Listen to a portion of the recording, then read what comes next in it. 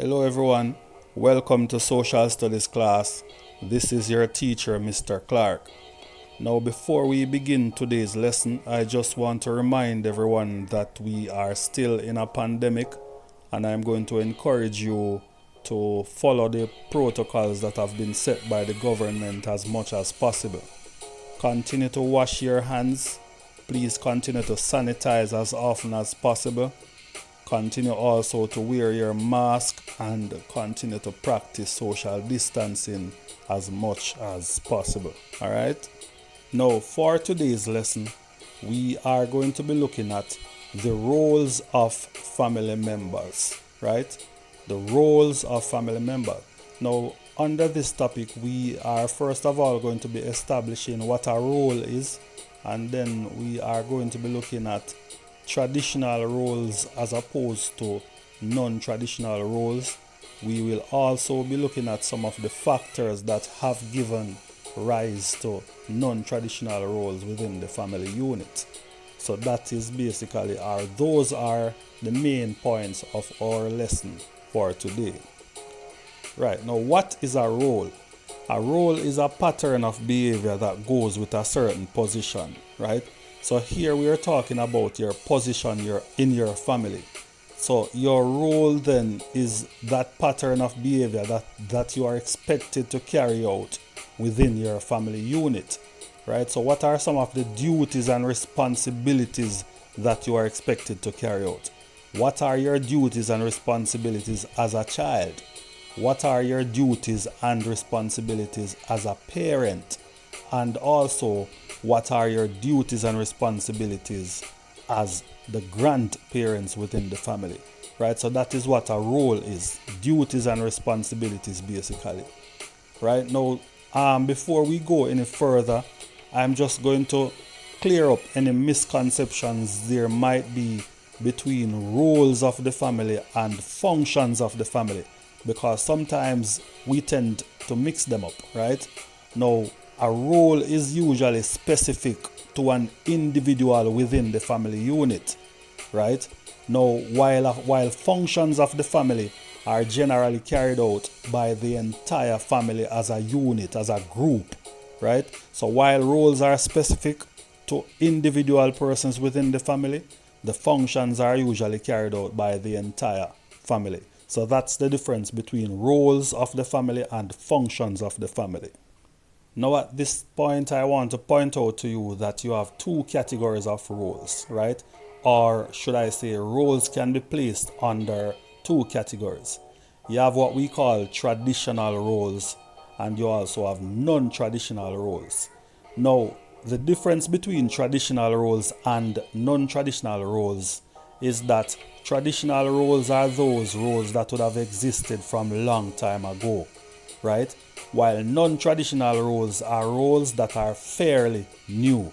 So those roles that came into existence probably 10, 20 years ago, we'd refer to them as non-traditional roles because we would consider those roles to be fairly new roles that family members would have taken on. While the traditional roles now are those that, would have existed from way back, from a long time ago. So that's the difference between traditional roles and non-traditional roles. Now we are going to be looking at the roles of different individuals within the family unit. So we'll start off by looking at the roles of the child or the children. The first role of the child is to assist the parents in the running of the home, right? So children are usually expected to assist the parents in things like cooking, like washing and cleaning and stuff like that, right? Whenever the parents are cooking, for example, the parents might ask the child to get something from the fridge for him or her. You understand? The parents might expect the child to assist whenever they are cleaning, right, or washing, and also to assist in monitoring the younger siblings, right? So looking after the younger siblings is a part of assisting parents in running the home. That's the first role of the child.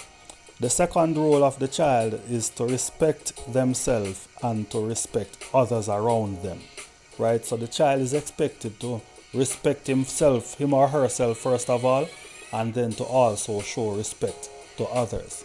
So those are the two main roles of the children. Now, the roles of the grandparents now. The first role is to assist parents in the upbringing of the children, right? So they contribute to the social, emotional, and economic development of the child. Most times you will see grandparents telling stories to their grandchildren, right? So that is them basically, contributing to the social development by talking to them, teaching them how to socialize, contributing to their social well-being, right? They also contribute to their emotional well-being. They hug their grandchildren sometimes. They show them love. They give them kisses and stuff like that. Just making the grandchildren feel like they are loved is a responsibility sometimes of the grandparents, right?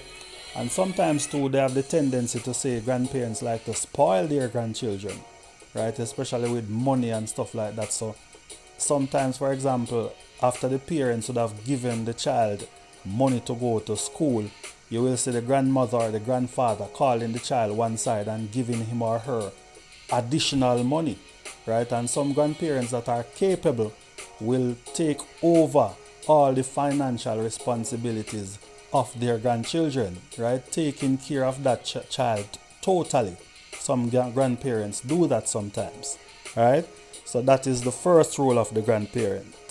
The second role of the grandparents is to assist in solving marital problems, right? So most times when the parents are having problems, the married couple, the best person for them to go to for advice is usually the grandparents, right? Because the grandparents have loads of experience. They're older and in most cases wiser, and most times they are married or were married, and the problems that the parents are encountering now are problems that the grandparents probably would have encountered long time ago. So they are in the best position to give marital advice to the younger couples, right? So that's the second role of the grandparents. The third role is that they sometimes act as babysitters in the absence of the parents, right? We see this happening very often in Caribbean societies where the mother or the father or both have to go out and work, and the child is often left in the care of the grandparents, right? Sometimes too the parents migrate to other countries, and again the child is left in the care of the grandparents, right? So the grandparents usually act as babysitters in the absence of the parents. The fourth role of the grandparents is that they pass on traditions of family and also of the society, right? So most times, as was mentioned earlier, you would see the grandparents telling stories to the younger ones, right? They are the ones that tell you a lot of stories, especially about when they were young. So they teach you about the traditions that existed when they were young. They will teach you about certain family traditions, you understand, and certain traditions that used to happen in society also. So these traditions continue to live on because they were passed down from the grandparents to the younger generation, right? So that's the fourth role of the grandparents, to pass on traditions. As it relates to the parents now, the first and probably the most important role of the parent is to provide the basic economic needs of the children. Right now, by this we mean the parents provide food for their children, they provide shelter, they provide education, they provide clothing. You understand? They give the children money to go to school. They pay the school fee for the child or the children. Right? So the economic needs are taken care of by the parents usually. The second role of the parents is that they socialize the children to conform to the values of society. So the parents are usually the ones that teach their children what is right from wrong, what to do and what not to do, right? So they are teaching the child how to conform, how to behave in society, right? Teach the child what is right from wrong, teaching them how to act around adults and people in general, teaching them to respect others, stuff like that is usually the responsibility of the parents, right? The third role is to provide emotional security for the child, right? Helping children with personal problems, providing encouragement and showing interest in their well-being, right? So the parents are expected to know what is happening with their child, right? Know what is happening and play an active role in their children's life, right? So whatever personal issues the child may be going through, the parents are expected to be there for the child and assist them in the best way possible, right? The parents also exchange ideas with children and communicate with them on a variety of subjects, right? So as a parent, you are expected to talk to your child about just about anything, right? Speak to them about the changes that are happening in their bodies. Speak to them about school. Speak to them about the relationship that they have with their friends. Speak to them about church, what is happening at church. You understand? Just about anything. Parents are expected to know and basically to be there for the child and to speak to them on different issues, right, as they grow. The next role of the parents is to pass on traditions also, right? So here we are seeing now where the parents also pass on traditions like the grandparents, right? So most times, or sometimes I should say, the parents learn family traditions and they are in a position to also pass on these traditions to the younger ones. So those are some of the roles of the children, the grandparents, and also the parents. Right, so it is very important for every individual within the family unit to carry out his or her role. But sometimes we see where some persons within the family unit refuse to carry out their role, and this sometimes may result in conflict within the family unit. But why does this kind of behavior exist? Why would somebody refuse to carry out their role? A part of the problem is what we refer to as generation gap. So there's a gap in the generation.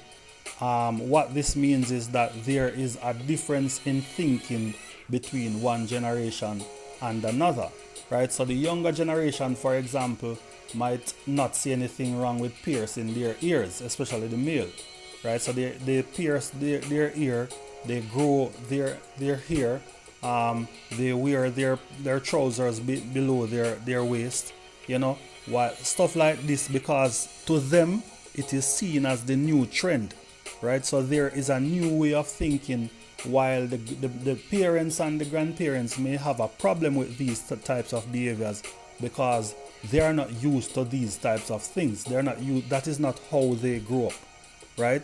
So this difference in thinking between one generation and the other generation is what we refer to as generation gap, and it sometimes causes especially the younger generation to not want to play their role within the family, and that is what sometimes leads to conflicts within the family unit. Alright, so earlier we went through the roles of different individuals within the family, but as it relates to the adult male and adult female, we did not separate their roles. So now we are going to separate the roles of the man and the woman, right? So we are going to go through what we consider to be male roles and female roles separately. Now, what are some of the roles of the male? To protect the family. Usually the man feels that it is his job to ensure that his family is protected, right? So that's the first role of the males. The second role of the male is to be the breadwinner, right? The breadwinner is basically the head of the house, the person that normally goes out and work and bring home money to take care of his family or bring home food for his family, right? So it is usually the role of the male or the father to be the breadwinner in the family, right? The third role of the male or the father is to be the disciplinarian. The father is usually the one that commands respect in the family. The father is usually the one that hands down any type of punishment that needs to be handed down to the children, right? So when the children misbehave, sometimes you'll hear mommy saying, "Wait until your father come." You understand? Because the father is usually the one with the rough, coarse voice that the children tend to listen to whenever he speaks. So he's usually the one with the disciplinarian. He's usually the one to set the rules, and also the one to really, as I said before, give any type of punishment that needs to be administered to the children, right? The fourth role of the father is that he is usually the one that fixes the things around the house. So when something is broken, the father is usually the one that goes and fix it, right? If there's a pipe that is leaking, the father thinks, instead of calling the plumber, he sees it as his responsibility to ensure that he fixes that pipe. If there's some electrical wire, some bulb not working, most times the father tries to fix it first before they call in the electrician, right? So the father usually is the one that fixes things around the house. Whatever is broken, the washing machine is broken, he tries to fix it. Anything at all that is broken, the father, the male in the household normally thinks that it is his job to ensure that he gets it fixed. Now, as it relates to the females now, the mothers generally don't have a lot of roles. Please don't take that to mean that they don't have a lot to do. It's just that they don't have a lot of roles. So one role might include a lot of things, right? The first role of the female is that they are expected to stay home and look after the children, right? We refer to this as being the caregiver. So the mother is usually the caregiver in the family. She's the one that usually stays home, breastfeed the baby, look after the other children, ensure that they have a bath, ensure that they get food to eat. You understand? Ensure that everything is taken care of within the home, right? Especially as it relates to caring for the child, right? So socializing with the child, you understand? Hugging the child, talking to the child, showing the child love and support and stuff like that, right? The next role of the mother or the female is to take care of the house duties, right? So the mother is usually the one, or the female within the home is usually the one that cooks, wash and clean and stuff like that until the husband gets home, right? So taking care of the house duties is usually, and please note that I'm saying usually, right, the job of the female. Right now, nowadays, what we're seeing is that men are taking on some new roles, and also women are also taking on some new roles, because nowadays you find that men are being caregivers, right? So men are doing basically everything that the woman is doing in terms of giving love and support to the child. Everything, of course, except breastfeeding. So men are now staying at home and taking care of the children. You understand? Men are now showing the emotional support that the child really needs. So men are being caregivers now, right? Men are also doing house duties. So a lot of times now, in recent times, you will see the man being cooking, the man washing, you understand, the man cleaning and stuff like that, right? So here we are seeing where new roles, right? The men are taking on new roles. The women too are also taking on new roles, because one, women are now working outside the home, right? So the woman no longer feels contented to just stay in the home and cook and wash and clean and look after children until her husband gets home. She is now going out and seeking employment, right? Not only is she seeking employment, but she's also contributing to the family income, right? So I don't know if we can say that there's a sole breadwinner anymore, because the woman is now finding it to be fair that to play her part in terms of contributing to the family income. So the woman is now working, and she is now giving money towards the bills within the home, right? So that's a second role that is relatively new that the woman has taken on. The woman is now also seeing it as her responsibility to become educated, right? First time, women used to be contented with just staying at home and not going to school, not educating themselves, whether by choice or by societal expectation. But now we're seeing where women are going out and getting themselves educated so that they can get employed as well, right? Another role of the woman, another new role that the woman has taken on is to discipline the children, right? I don't know if it is a new trend where I find what I'm seeing now is that you find more mothers, more women taking over the disciplinary role, right? They are being the chief disciplinarian within the family now, because in some families the men are non-existent, or they are now taking a laid back approach, and the woman is seen as the one that you would call, I don't know if aggressor is the right reason, but the woman is now the one that basically disciplines the child even more so than the man, right? So women are now being disciplinarian as well. So that's a new role that the women has taken on as well. Now, what are some of the factors that have led to the emergence of these roles? Because these new roles, right, they are basically non-traditional roles. So the man being a caregiver would be a non-traditional role of males. The man doing house duties would be non-traditional role of the man again, right? Women working outside the home, that's a non-traditional role of women. Contributing to family income, that would be a non-traditional role of the women. Becoming educated is also a non-traditional role of women. And being the disciplinarian is also considered to be non-traditional role of women, right? So we are going to look at some of the factors that would have led to the emergence of these new roles. First factor, development in technology. Development in technology. How has development in technology caused the emergence of new roles?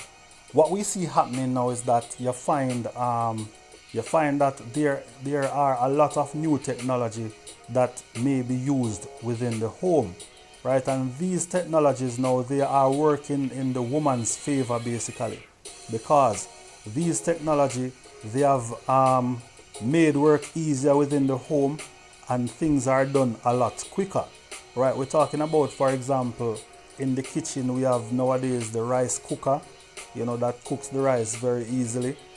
We have the blender that can grate the coconut, and instead of the woman having to manually grate that coconut, or nowadays we even have coconut powder and coconut milk, right? So the woman don't have to spend long hours over the grater now grating any coconut. You understand? You have the stove, you have the microwave, so things are done easier, things are done quicker.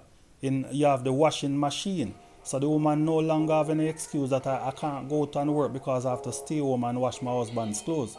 The woman can wash the clothes in the night when she comes home, right? Or even the man can wash the clothes, because I'm sure men would feel much more comfortable to use a washing machine than to be sitting over a bath or standing over the bathtub to wash their clothes, right? So the washing machine has made washing easier.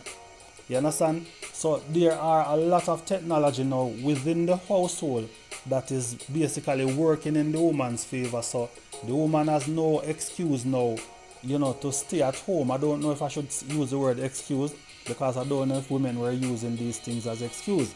But what I'm saying is that basically the women now can go out and work and still have time to really do the domestic chores even at night when they come home, right? Or the husbands can also assist in doing some of the domestic chores, because everything is being done by the use of some upgraded device, some form of technology nowadays, right? So that's development in technology. So that now has contributed to the emergence of non-traditional roles. So women are now going out to work and they can contribute to the family income and stuff like that. The second factor that has contributed to the emergence of new roles is the increase in educational opportunities. So nowadays you find that more women are going to school. There are more opportunities for women out there, right? So women are now longer staying at home, because if you look in politics, for example, in recent times you find that more women are now studying politics. You find that more women are now doing law. You understand? So there are more educational opportunities for women, and they are taking advantage of these opportunities, developing themselves, educating themselves, and as such making themselves more marketable to get jobs out there, right? The third point, more persons coming in contact with other culture, right? So we're seeing now, we're going to other places, we're going to other countries, we're seeing what exists in other countries as it relates to what is their culture. No, and we are seeing that women working is the norm, women being the breadwinner is the norm. So we are basically adopting some of these things that we see in other cultures, right? So that again has contributed to the emergence of non-traditional roles within our family units. The last point, the last factor that we want to mention is changes in our laws, right? So our laws are changing, and these changes have favored the women, right? Because the laws have changed to facilitate what I would describe as gender equity, right? So there's no a lot of there's no equal treatment between genders, because first time you would find that some employers don't like to hire women, because they claim that the reasoning behind it is that when they hire a woman, there is a possibility that the woman may get pregnant, and when the woman gets pregnant, they will have to the woman would have to stop work first of all, and they would have to hire somebody else in that space, and they might find themselves paying that person that has come to replace the woman, and pay the woman as well, because she's entitled to her maternity leave, right? So most employers first time would not hire women for this very reason. But if they find themselves doing that in today's society, and the woman can prove that she was not hired for the simple reason that she's a woman, right? Employers can find themselves in serious trouble, right? So laws have changed, and women are now benefiting from most of the laws that have changed, because there is no gender equity, right, as it relates to employment and stuff like that. So basically, ladies and gentlemen, that is it. That is where we're going to stop for today. Hope that you would have learned something from today's class, and I will see you in the next class.